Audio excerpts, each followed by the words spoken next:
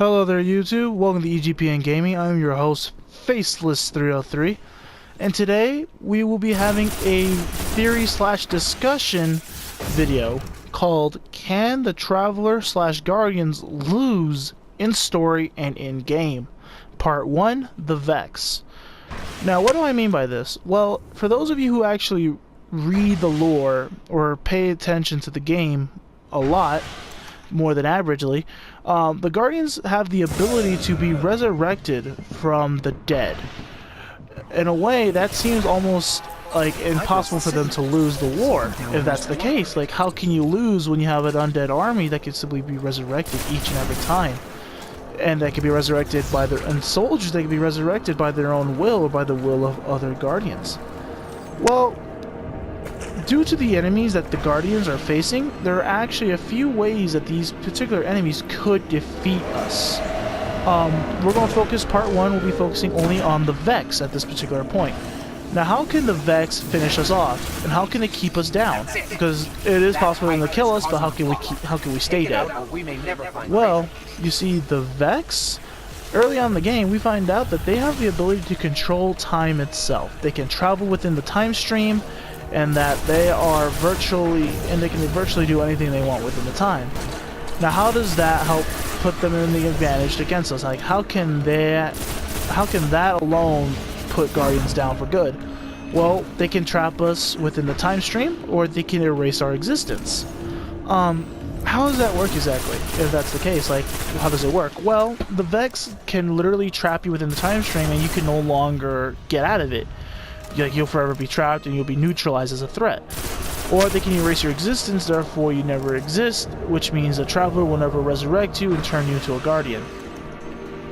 Alright, if that's the case, then why don't they do that more consistently? I mean, they may do it more consistently in the story, but why don't they do it as much in the game? Well, in reality, they do it in the game and in the video game more consistently. No matter how powerful the Vex seem to be, there's always a limit to their power, because there is no temple nearby.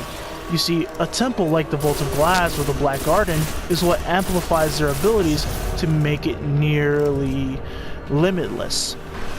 Without them being close proximity to within these locations, their power is very limited. Some of their powers can only be teleportation within the time stream, or literally having the ability to just live and walk around, because there are machines that are living together in one body. If that's what's a good example of this? Well, a good example of this is within the Vault of Glass, where when you're going up against the Templar and the Vex and the Oracles. You see, Templar has the ability to access the Oracles, because the Oracles, their job is to figure out how they can trap you within the time stream, or if they have to erase you from existence. And if you do not destroy these Oracles, they will find out that information eventually, and they will transfer the information they gather to the Templar, and then the Templar will simply use what it learned and erase you from existence. That's how they're able to do it, or trap you within the time stream. That's a perfect example of how you stay dead. Because you guys know, when it comes to hard mode and all that, once one Guardian's down, he stays down. That's basically how you should look at it. Obviously there are checkpoints and all that, so don't try to disclaim that. Like, try not to put that into this. But the fact that in hard mode being the most canon out of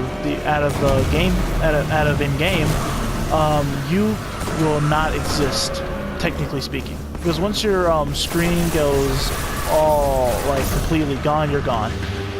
Now, if that's the case, then what about when your screen's turning black? Well, that's more of Atheon's ability, and Atheon's ability to literally eradicate you from existence. If that's the case, then why is Atheon trapped within the Vault of Glass? Like, why does it not get out? Due to the fact that Atheon is its own deity. As we also learned early on in the game, the Vex are one deity, which means it's one person, in a way, controlling everything. Atheon is not part of it. Atheon does not exist within that stream.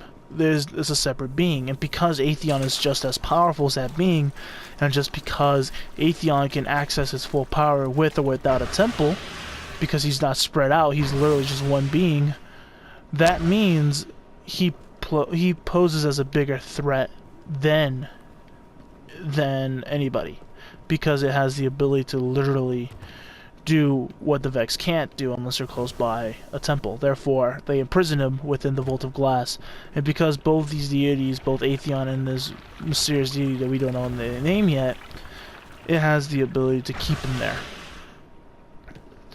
Now, if that's the case, if the Vex can trap Guardians within the time stream or erase our existence, why they don't do that to the Traveler? That seems to be the main enemy, correct? Well, the Traveler...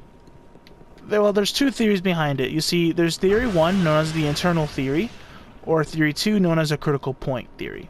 Let's discuss the Internal Theory first. The Internal Theory is that the Traveler is internal, which means it has no beginning. It has no end. It's just there. It was always there, and it'll always be there, no matter what happens. There's no beginning, there's no end.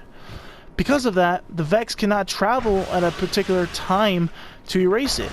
It simply exists outside the laws of physics and the laws of time.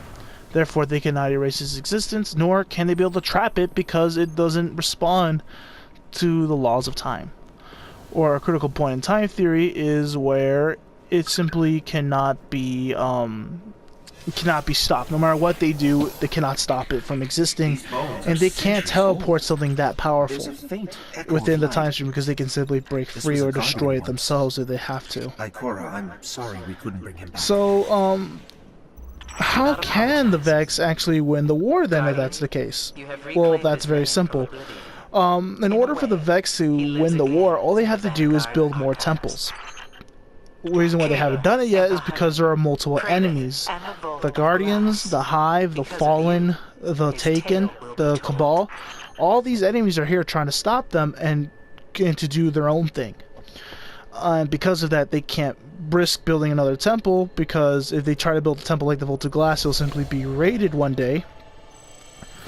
Or simply the temple will be destroyed at the middle of it being built. Due to the fact of this, that's how they can win the war. And they can't do it due to the amount of enemies. Sadly. Of course. Sadly for the Vex. But yeah, guys, that's how the Vex can defeat us. They can defeat Guardians by trapping them within the time stream or by erasing their existence. I hope you guys enjoyed this video and find it a way to give you guys more of a reason to play the game. It gives you, I hope it adds a lot of like stakes to it, knowing that you could possibly lose and not come back in story and all. I hope it makes you guys feel a part of something bigger, which is what Destiny really is trying to do, in my opinion. It's trying to make you feel that you're in a bigger part of this universe, and that yes, you may be all powerful, but your enemies are also all powerful, and that's what I find interesting. We'll be back next time with part 2, where we'll be discussing how can the Hive defeat the Guardians and or the Traveler itself. Till then, I'm your host, Faceless303, and I hope you guys enjoy the rest of this video and the rest of the game. Catch you guys later.